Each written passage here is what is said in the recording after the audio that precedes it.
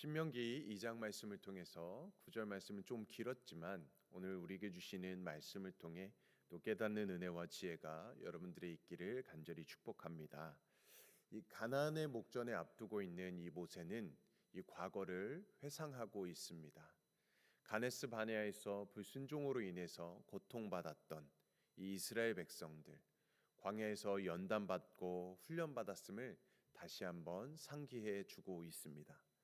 광야에서의 훈련은 어떤 훈련이었습니까? 바로 순종의 훈련이었다라고 말할 수 있을 것입니다. 구름 기둥과 불 기둥으로 인도해 주셨던 그 하나님, 그때그때마다 하나님께서는 그들과 동행하시고 또 하나님께서 말씀해 주셨습니다. 그 하나님의 말씀에 그들은 믿고 따르며 순종하며 나아가면 되는 것이었습니다. 오늘 본문 1절 말씀에도 보니까 이스라엘 백성들은 광야 생활 가운데에 세일산 근처에 두루 다녔습니다. 이 세일산이라는 곳은 어떤 곳입니까? 바로 에돔 족속이 거주하는 곳이었습니다. 에돔은 여러분이 알고 있는 것처럼 야곱의 형 에서의 후손들이었습니다. 또 오늘 본문 4절과 5절 말씀에도 보면 에돔 족속은 이스라엘 백성들을 크게 두려워하였다라고 말씀합니다. 자, 그러나 하나님은 그들과 다투지 말라라고 말씀하십니다. 그들의 것을 빼앗지 말라라고 말씀하십니다. 오히려 돈을 주고 양식과 물을 사라고 말씀하시지요. 또한 8절과 9절 말씀에 보게 되면 모압 족속과도 싸우지 말라라고 말씀하십니다. 이 싸우지 말라라는 것은 그들을 괴롭게 하지 말라라는 뜻도 있습니다. 그리고 19절 말씀에도 보게 되면 이번에는 암몬 족속과도 그들과 다투지 말고 괴롭게 하지 말라라고 말씀하고 있습니다. 자, 이처럼 왜 하나님은 그들과 다투지 말라라고 말씀하셨을까요? 왜냐하면 그들이 차지한 땅은 이스라엘 백성들에게 기업으로 주신 땅이 아니었기 때문입니다. 약속의 땅이 아니었지요. 에돔 족속은 에서의 후손이고 모압과 암몬은 아브라함의 조카 롯의 후손이었습니다. 하나님은 그들에게 그 땅에 기업으로 주신 것이었습니다. 그래서 하나님은 그들의 땅을 빼앗지 말라라고 말씀하셨지요. 하나님이 이스라엘에게 허락하신 땅은 가나안 땅이었습니다. 마찬가지로 에돔과 모압과 암몬 그들에게도 하나님은 그들의 땅을 허락해 주신 것입니다. 그들은 그 땅을 차지하기 위해서 아낙 자손과 같은 어려운 적들을 물리치었습니다. 자, 10절과 12절에 괄호로 묶여 있는 말씀을 보면 이 사실을 잘 말해주고 있습니다. 모압 자손이 아낙 족속 같이 강하고 키가 큰 그 민족을 싸워서 이겨서 그 땅을 차지했습니다.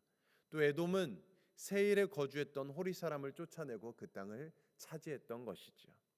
자, 그러면서 설명하기를 이스라엘이 여호와께서 주신 기업의 땅에서 행한 것과 같았다라고 말씀합니다. 다시 말해서 그들의 땅은 하나님이 그들에게 주신 땅이기 때문에 이스라엘 백성들이 가나안 족속을 물리쳐서 그 땅을 정복한 것처럼 그들도 그 땅을 기업으로 받아 정복한 것이라는 것입니다.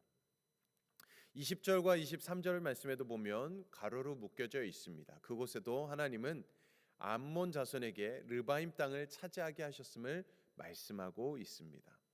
이렇게 하나님은 에돔과 모압과 암몬 자손에게도 기업을 그 땅을 허락하여 주신 것입니다. 하나님은 이스라엘 백성들에게만 기업을 허락하신 것이 아니라 이방인들에게도 기업을 허락하셨다라는 것입니다. 자, 그래서 24절 말씀에도 나오는 헤스본 왕 아모리 사람 시온과 그 왕의 경우도 마찬가지라고 할 수 있는 것이죠. 본래 거주하던 원주민들을 몰아내고 그 땅을 차지했다라는 것입니다. 이를 통해서 성경은 여러 민족들이 땅을 차지하고 기업을 얻는 것은 하나님의 주권과 통치 가운데 있음을 말씀해 주고 있습니다. 사도행전 17장 26절 말씀에 보게 되면 인류의 모든 족속을 한 혈통으로 만드사 온 땅에 살게 하시고 그들의 연대를 정하시며 거주의 경계를 한정하셨다라고 말씀합니다. 하나님은 이스라엘 민족에게만 아니라 그들에게만 땅을 허락해 주신 것이 아니라 온 족속과 나라들의 영토와 경계와 크기를 허락해 주셨다라는 것입니다. 그리고 각 나라의 연대를 정하시고 그 나라의 시작과 마지막까지 정해 놓으셨다라는 것이죠. 한마디로 온 세상의 모든 속한 나라들과 또 그 모든 민족들의 운명은 하나님의 손에 달려 있다라는 것입니다. 자, 그래서 하나님은 이스라엘 백성들만의 하나님이 아니라 온 세상의 하나님이시라고 성경은 선언하고 있는 것입니다. 하나님이 가나안 땅을 향해서 걸어가는 이 이스라엘 백성들에게 에돔과 모압과 암몬과는 싸우기를 막으셨고 아모리 왕과는 싸우기를 허락하신 이유도 하나님이 이들의 민족의 그 모든 운명을 주관하고 계심을 우리에게 알려주고 계신 것입니다. 에돔과 모압과 암몬은 아직 하나님이 정하신 때가 되지 않았지만 아모리 족속은 이제 하나님의 정하신 기한이 되었기 때문에 그래서 하나님은 오늘 말씀해 보니까 그들을 진멸하라, 그들과 싸우라라고 말씀하고 있습니다. 성경에 보게 되면 하나님께서 한 나라와 민족을 심판하실 때에 그들의 죄악을 보신다라고 말씀하고 있습니다. 결국 아모리의 왕 헤스본 왕 시온과 또 우리가 읽진 않았지만 3장에 나오는 바산한 옥을 비롯해서 가나안 땅의 가나안 족속들, 그들은 하나님 보시기에 죄악이 가득했기 때문에 하나님은 이스라엘 백성들을 통해서 그들을 심판하셨다라고 볼 수 있는 것입니다. 이렇게 한 나라의 흥망성쇠와 영토와 또 거주지가 정해지는 것은 결국 사람이 하는 것이 아니라 하나님께서 모든 것을 다 주관하신다라는 것입니다. 이렇게 하나님은 모든 열방을 주관하시고 다스리시고 심판하시는 역사의 주관자 하나님이심을 우리는 다시 한번 기억해야 되는 것이죠. 그러므로 오늘 우리는 하나님이 온 세상의 주인이심을 다시 한번 기억해야 합니다. 그리고 그 하나님 앞에 우리가 할 수 있는 것은 무엇이 있을까? 바로 나라와 민족을 위해서 더 기도해야 된다라는 것입니다. 특별히 우리가 살고 있는 이 미국 땅과 또 우리의 조국, 우리 한국을 위해서 우리는 더 기도해야 합니다. 이번에 또 새롭게 대통령이 뽑히고 지도자들이 선출될 텐데 또 우리는 이 지도자들을 위해 대통령을 위해서 우리 한국 땅을 위해서 또 복음의 통일을 위해서 우리는 더 기도해야 될 줄로 믿습니다. 우리는 하나님 앞에 이 나라를 위해서 또 민족을 위해서 더 간구해야 하는 것입니다. 결국 모든 나라의 또 모든 민족의 그 모든 운명은 하나님의 손에 달려 있는 것입니다. 그래서 우리가 살고 있는 이 미국 땅, 또 한국 땅이 또 민족이 더욱 바르고 의로운 나라가 되기를 우리는 간구해야 합니다. 또 한 가지 오늘 우리가 이 말씀을 통해서 또 바라봐야 될 것이 있습니다. 그것은 바로 순종의 중요성입니다.